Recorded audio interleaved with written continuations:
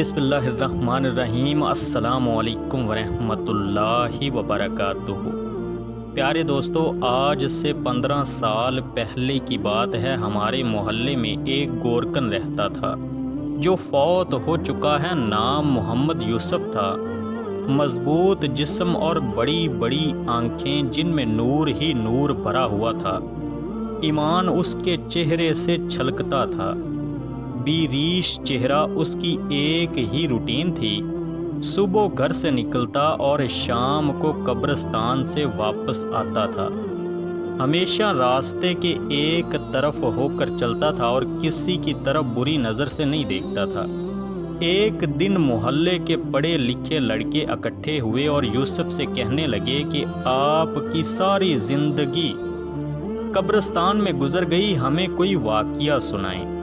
یہ سن کر یوسف سنجیدہ ہوا اور لمبی سانس لی اور کہنے لگا، آج مجھے 27 سال ہو گئے ہیں، میں قبریں بنا رہا ہوں۔ میرے ساتھ ایک ہی واقعہ گزرا ہے۔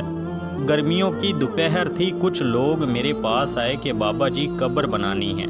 میں نے پوچھا کہ آدمی ہے یا عورت ہے، تو انہوں نے بتایا کہ عورت کرنٹ لگنے کی وجہ سے فوت ہو گئی ہے۔ وہ لوگ یہ کہہ کر چلے گئے۔ میں عموماً اکیلا ہی قبر بناتا ہوں۔ میں نے سخت گرمی میں قبر بنانا شروع کر دی۔ دوپہر 2-2:30 بجے تک قبر مکمل ہو گئی۔ قبر کو فائنل ٹچ دینے کے لیے میں نے قبر کے اندر لکڑی ماری تو مجھے ایسے آواز آئی جیسے کوئی شیشے کی چیز ٹوٹ گئی ہے، اور بس پھر خوشبو ہی خوشبو پھیل گئی اور قبر ٹھنڈی ہو گئی۔ میں قبر میں ہی لیٹ گیا۔ باہر سخت گرمی تھی، اندر قبر ٹھنڈک اور خوشبو سے بھری ہوئی تھی۔ اس سے میری روح تک خوش ہو گئی۔ میں حیرانی اور دہشت سے خاموش رہا۔ مغرب کے بعد جنازہ آ گیا۔ عورت کے ورثاء نے اسے دفنا دیا اور چلے گئے، مگر میرے اندر تجسس بھرا ہوا تھا کہ اس عورت کی کون سی نیکی ہے جو اس کو اتنا بڑا انعام ملا ہے۔ باتوں ہی باتوں میں نے معلوم کر لیا تھا کہ یہ عورت فرید گیٹ بہاولپور کے اندر رہنے والی تھی اور بجلی کے کرنٹ لگنے سے فوت ہو گئی۔ آباء و اجداد یہیں کے رہنے والے تھے۔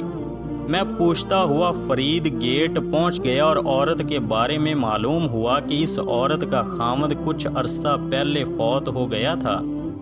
وہ بیچارہ 6-7 سال بیمار رہا۔ اس عورت نے دن رات اس کی خدمت کی۔ خامد کی شدید بیماری کے باوجود اس کے ساتھ بے وفائی نہیں کی اور دل و جان سے اس کی تیمارداری کرتی رہی۔ باوجود غربت کے اس کو محنت مزدوری کر کے کھانا کھلاتی رہی اور اپنے جذبات کو اپنے بیمار خامد پر قربان کر دیا۔ جو لوگ اللہ تعالیٰ کی رضا کی خاطر بے لوث انسانیت کی خدمت کرتے ہیں اور اپنی راتیں بھی اللہ کی راہ میں جاگتے ہیں، انہی لوگوں کے بارے میں اللہ تعالیٰ نے فرمایا کہ میں ایسے ایسے انعامات دوں گا کہ جس کو کسی آنکھ نے نہ دیکھا اور نہ کسی نے تصور کیا۔ خوش نصیب ہیں وہ لوگ جن کی قبریں خوشبو اور ٹھنڈک سے بھری ہوئی ہیں۔ دعا ہے کہ اللہ تعالی ہمیں اور سب مسلمانوں کو بخش دے اور آخرت میں ٹھنڈک عطا فرمائے۔ آمین یا رب العالمین۔